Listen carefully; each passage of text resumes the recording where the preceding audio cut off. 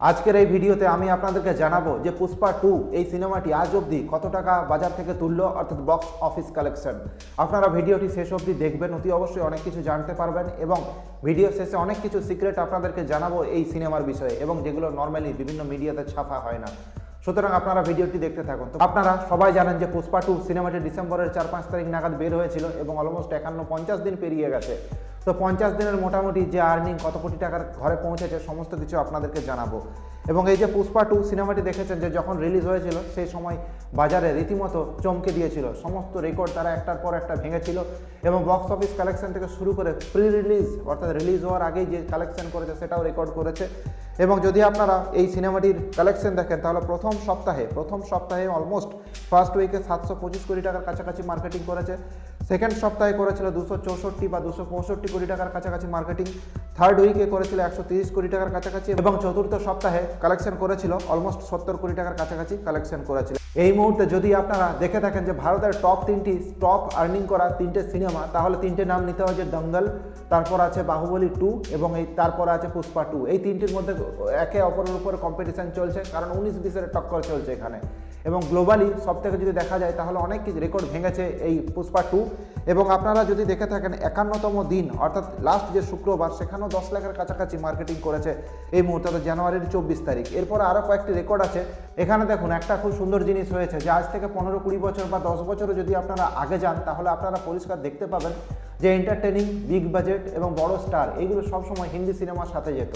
এবং সেখানে কি হতো না, সাউথ ইন্ডিয়ার যে সমস্ত সিনেমাগুলো ছিল, দক্ষিণ ভারতের যে সমস্ত তামিল বা তেলেগু, যে সমস্ত যে মালায়ালাম, যে সমস্ত যে সিনেমাগুলো আছে সেখানে বড় গ্রাফিক্স বা কোনো রকম ভিএফএক্স এফেক্ট সেখানে দেখা যেত না, নর্মাল সিনেমা হতো, কিন্তু মানুষ বাধ্য হতো হিন্দি সিনেমার দিকে তাকিয়ে থাকার জন্য।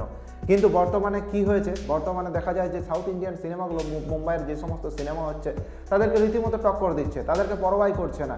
এমনকি অনেক সিনেমাতে দেখুন টপ 3টে যদি আপনারা ইন্ডিয়ার টপ 3টি সিনেমার কথা দেখেন তাহলে দেখতে পাবেন পরিষ্কার যে টপ 3টি সিনেমার মধ্যে দুটোই সাউথ ইন্ডিয়ান, বাহুবলী 2 আর পুষ্পা, তো দুটোই তো সাউথ ইন্ডিয়ান। দঙ্গল একমাত্র মুম্বাইয়ের পিওর হিন্দি সিনেমা। সুতরাং আপনারা বুঝতে পারছেন যে প্রতি পদক্ষেপে মুম্বাইয়ের যে ফিল্ম ইন্ডাস্ট্রি সেটাকে টক্কর দিচ্ছে সাউথ ইন্ডিয়ান সিনেমা। এখন অব দি লাস্ট যেটা আপডেট, সেই আপডেট অনুযায়ী পুষ্পা 2 অলরেডি 1800 কোটি টাকাকে ছাড়িয়ে গেছে এবং আরও বেশ কিছুদিন চলবে। বিশেষজ্ঞ মহল মনে করছেন যে এখনই পুষ্পা থামবে না, হয়তো 10 লাখ 15 লাখ এভাবে মার্কেটিং করতে করতে এখনও বেশ কিছু সপ্তাহখানেক এখনও চলবে, তারপর পুষ্পা থামবে। সুতরাং বুঝতে পারছেন কী পরিমাণে তারা ইনকাম করবে। এবং পুষ্পা 2 দেখুন এখানে মূলত কটি ভাষা এখানে রিলিজ করা হয়েছিল, মূলত দেখুন এটা তেলেগু ভাষার একটি সিনেমা, তার সাথে হিন্দি, তামিল, কন্নড়া এবং তার সাথে বাংলা এবং মালায়ালাম এই সমস্ত ভাষাতেও সমানভাবে বের করা হয়েছিল। মোট এখন আপনাদের মনে প্রশ্ন জাগতে পারে যে মোট সারা পৃথিবীব্যাপী কতগুলো থিয়েটারে বা কতগুলো স্ক্রিনে এটাকে চালানো হয়েছিল বা কতগুলো থিয়েটারে মুক্তি দেওয়া হয়েছিল, তো তার সংখ্যা হলো অলমোস্ট 12,000-এর কাছাকাছি। এবং এর মধ্যে ভারতে 6,500 স্ক্রিনে রিলিজ করা হয়েছিল, যার মধ্যে ছিল 4,500 ছিল হিন্দি। ভারতে মোট 6,500 স্ক্রিন ছিল, তার মধ্যে 4,500 হিন্দি স্ক্রিন ছিল। এবং ডিসেম্বর মাসের যে স্পেশাল শো প্রথম 4 তারিখ ছিল, 4 তারিখে প্রথম শো হয়েছিল এবং সেটা স্পেশাল শো ছিল। এই শো থেকে যেখানে আপনারা দেখবেন যে টিকিটের দাম, সেই শোতে যারা টিকিট কিনেছিলেন টিকিটের দাম 800 অব্দি উঠে গিয়েছিল। এই স্পেশাল শো অর্গানাইজ করা হয়েছিল তেলেঙ্গানাতে। এরপর পুষ্পা 2 রিলিজ হওয়ার পরে থিয়েটারের রাইট থেকে কত টাকা আয় করেছিল সেটাও আজকে আমি আপনাদের জানাবো। যে পুষ্পা 2 রিলিজ হওয়ার পর থিয়েটার থেকে আয় করেছিল মোট 640 কোটি টাকা। এরপর হিন্দি ডাবড যে ভার্সন ছিল, হিন্দি ভাষায় যে ট্রান্সলেট করা হয়েছিল, ডাবিং করা হয়েছিল, সেটার সত্ত্ব বিক্রি করা হয়েছিল 200 কোটি টাকায়। এর সাথে সাথে অন্ধ্রপ্রদেশ এবং তেলেঙ্গানায় ডিস্ট্রিবিউশন যে কোম্পানি আছে তার কাছ থেকে 220 কোটি টাকায় সত্ত্ব বিক্রি করা হয়েছিল তাকে।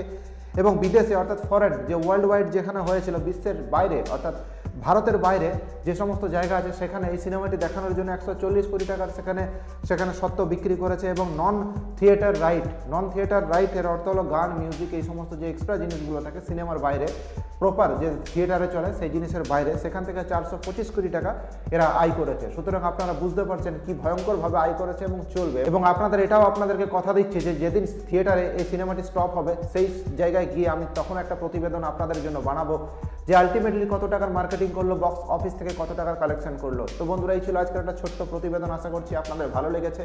তো এই ধরনের প্রতিবেদন দেখার জন্য অতি অবশ্যই আমাদের ইউটিউব চ্যানেলটিকে সাবস্ক্রাইব করবেন এবং ফেসবুক থেকে দেখে থাকলে অতি অবশ্যই আমাদের ফেসবুক পেজটিকে আপনারা ফলো করে নেবেন। আর আপনাদের মূল্যবান মতামত অতি অবশ্যই কমেন্ট সেকশনে জানাবেন।